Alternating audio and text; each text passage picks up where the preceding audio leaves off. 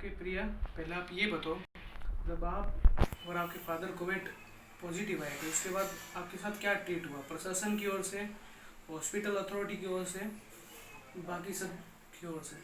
Sir हम जब Covid positive आए थे 12 जुलाई 2020 को हम पॉजिटिव आए थे और 13 को हम हॉस्पिटल गए थे। हमने पहले होम क्वारंटाइन की मांग की थी लेकिन हमको सीएमएचओ द्वारा एकदम मना कर दिया गया। मांग क्यों की थी आपने? जबकि हमारे पास अलग से व्यवस्था थी, अलग से घर था, अलग से वॉशरूम, सबसे सब अलग चीज़ थी। फिर भी उन्होंने हमको मना कर दिया कि नहीं हम रखेंगे नहीं, हम लेके जाएंगे। वो हमको ज़बरदस्ती तो पहले लेके गए पीबीएम के super speciality Covid centre Bikaner में, हमको लेके गए। वहाँ पे हम एडमिट थे।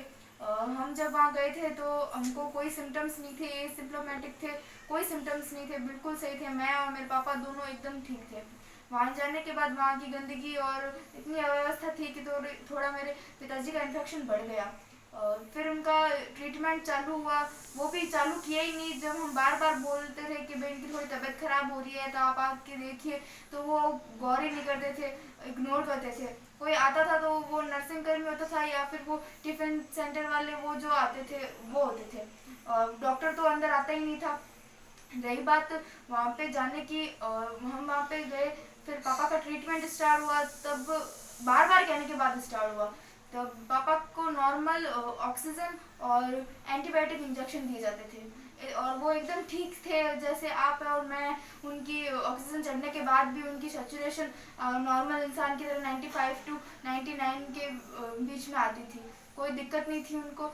सडनली 21 जुलाई को क्या होता है कि एक स्टाफ आता है, सडनली वो आता है, बोलता है कि भाई आप बहुत ज़्यादा सीरियस हो, आपको आईसीयू में लेके जाना पड़ेगा।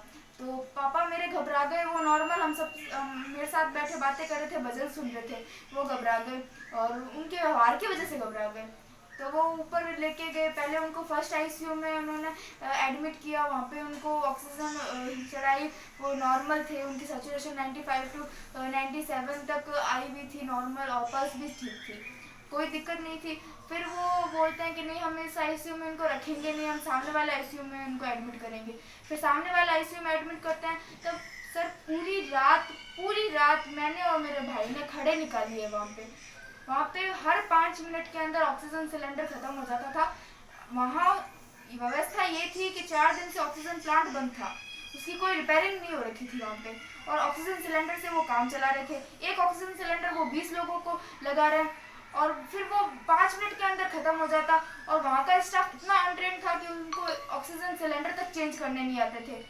ऑक्सीजन सिलेंडर कैसे चेंज करते ये तक नहीं आता। बार बार वो खाली सिलेंडर उठा के लेके आते थे, उनसे वॉल नहीं खुल रहे थे, कभी ऑक्सीजन पाइप निकल रहा था। बिल्कुल अनट्रेंड स्टाफ था, उनसे कुछ नहीं हो रहा था। जब हम बार बार उनको बोल रहे थे कि भाई ऑक्सीजन खत्म हो रही है, आप ऑक्सीजन दो, पेशेंट को ऑक्सीजन की नीड है, तो वो बोलते थे कि नहीं हमने ऑक्सीजन स्टार्ट कर दिया, आप देख लो। हर 5 मिनट के अंदर वही दिक्कत होती थी। पूरी रात हमने ऐसे निकाली। उसके बाद सुबह वो आते हैं, बोलते हैं कि भाई इनको बाईपैप लगाना पड़ेगा, हम वापस उनको फर्स्ट आईसीयू में एडमिट कर रहे हैं। फिर उनको वापस फर्स्ट आईसीयू में उन्होंने एडमिट किया। वहाँ पे पूरी रात के दौरान उनकी सैचुरेशन डाउन होने लग गई क्योंकि ऑक्सीजन सप्लाई प्रॉपर थी ही नहीं, तो डाउन होने लग गई। फिर हम उनको वापस फर्स्ट आईसीयू में उन्होंने एडमिट किया, वहाँ पे उनको बाईपैप लगाया। वो एक ऐसा मास्क होता है जिसमें अगर ऑक्सीजन आ रही है तो ठीक, अगर नहीं आ रही तो आपको बाहर की ऑक्सीजन भी नहीं मिल पाएगी। तो उसके बाद क्या हुआ? उसके बाद सर ये हुआ कि बाहर की ऑक्सीजन भी उनको नहीं मिल रही थी। बाईपैप के अंदर 3 मिनट से ज़्यादा उनको ऑक्सीजन आई नहीं, उनको दी नहीं गई। बात ये थी कि उनको ऑक्सीजन दी तक भी नहीं गई। 5 मिनट ऑक्सीजन चलती फिर वो बंद। और वो ऐसा मास्क था कि अगर नहीं ऑक्सीजन आ रही तो फिर उनका दम घुट रहा था। वो मेरा हाथ पकड़ रहे थे कि प्रिया मुझे ऑक्सीजन नहीं आ रही है, उनको बोल ऑक्सीजन स्टार्ट करें। ये सब आपके सामने हुआ? मेरी आंखों के सामने। जब मैं उनको बार बार बोल रही थी, वहाँ पे तो कोई स्टाफ था ही नहीं, आईसीयू पूरा खाली था। मेरे पास ऐसे बहुत से वीडियो पड़ा है जिसमें आईसीयू खाली पड़ा है, कोई स्टाफ वहाँ पे नहीं है, और ना नर्सिंग कर्मी, ना डॉक्टर, ना रेजिडेंट डॉक्टर, कोई भी वहाँ नहीं है। आईसीयू जैसे वार्ड में ऑक्सीजन की इतनी कमी है, वहाँ पे स्टाफ की इतनी कमी है, तो वहाँ पे मरीजों का इलाज कैसे होगा, यही मुझे समझ में नहीं आ रहा। रही बात जब हम उनको बार बार बोल रहे थे तो तो कोई था नहीं, तो हम उनको बाहर से बुलवाते थे कि भाई आप अंदर आइए, ऑक्सीजन खत्म हो रही है, ऑक्सीजन सिलेंडर आप वापस लगाइए।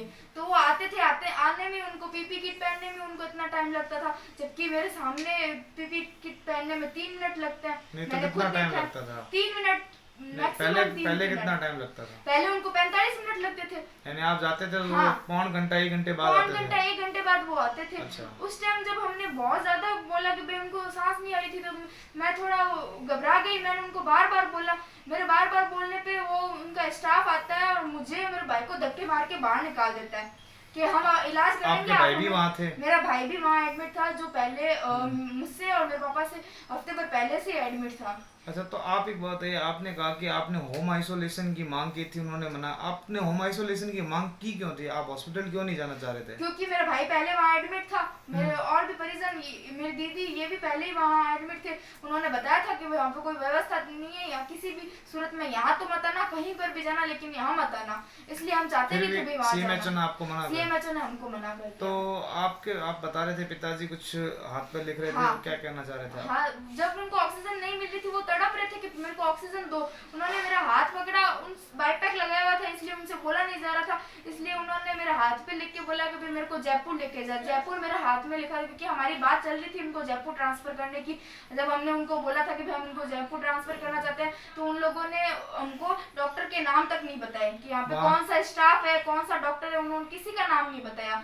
और ना ही मेरे पापा की रिपोर्ट उन्होंने हमको दी कि भाई इनकी क्या ट्रीटमेंट चल रहा है, क्या इनकी कंडीशन है कि हम उनको जयपुर रेफर कर सकते हैं या नहीं कर सकते। आप भी वहाँ पे थे क्या?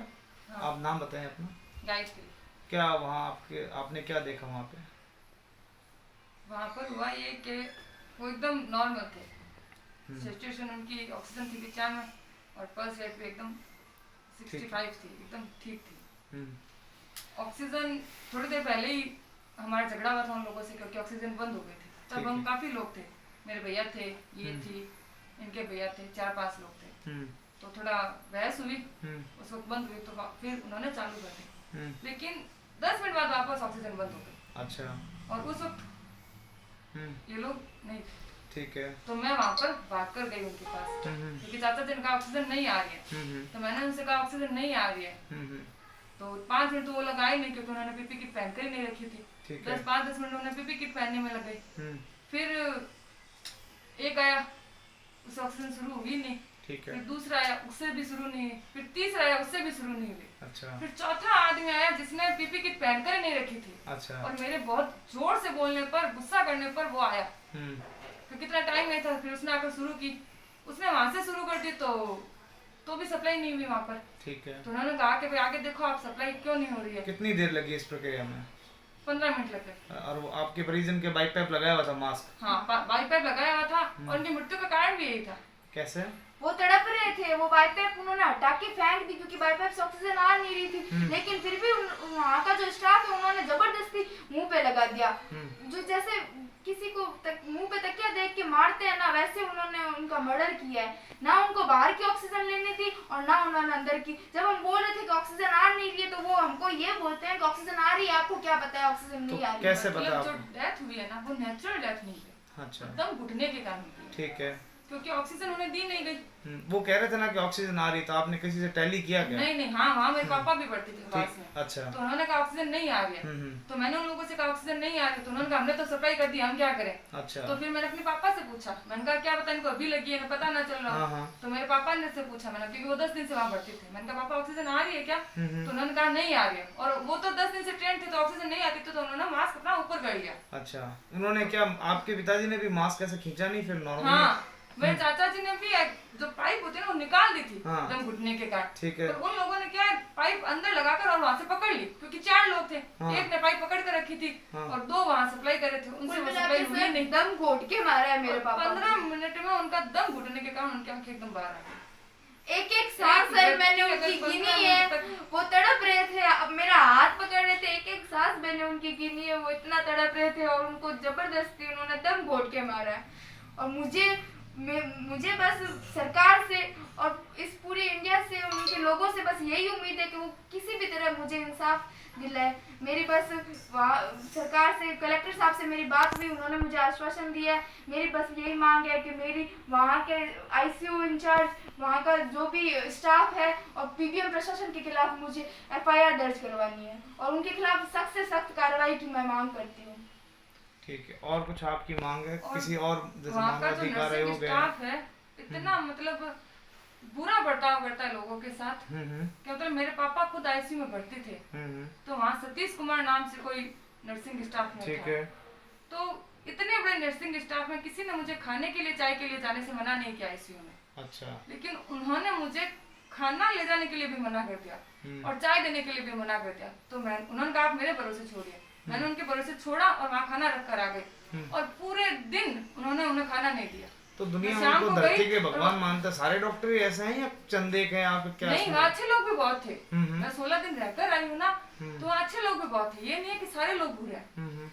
लेकिन जो 2-3 लोग अच्छे भी थे, पर कौन थे उससे वो जो लोग अच्छे थे ना, वो एक कोने में बैठ के अपना काम करते हाँ, चुपचाप। जो सफाई कर्मचारी है वहाँ जो के, सफाई कर्मचारी है वहाँ के, जो नॉर्मल जो टिफिन सप्लाई करने वाले हैं, अच्छा वो वो, ही- लेकिन वो नर्सिंग ही इंचार्ज वहाँ है, करते हैं। रेजिडेंट डॉक्टर से उनका बिहेव कैसा था? उनका बिहेव सर मैं बता रही हूँ ना, उन्होंने पुलिस प्रशासन को बुला लिया था हम लोगों को बाहर निकालने के लिए, धक्के मार के हमको बाहर, मुझे मेरे भाई को उन्होंने बाहर निकाला है। मेरे पिताजी की मृत्यु मैंने आंखों देखी, अपनी हर एक सांस मैंने उनको अपनी आंखों से देखी है। और भी कोई मांग है आपकी किसी से कुछ?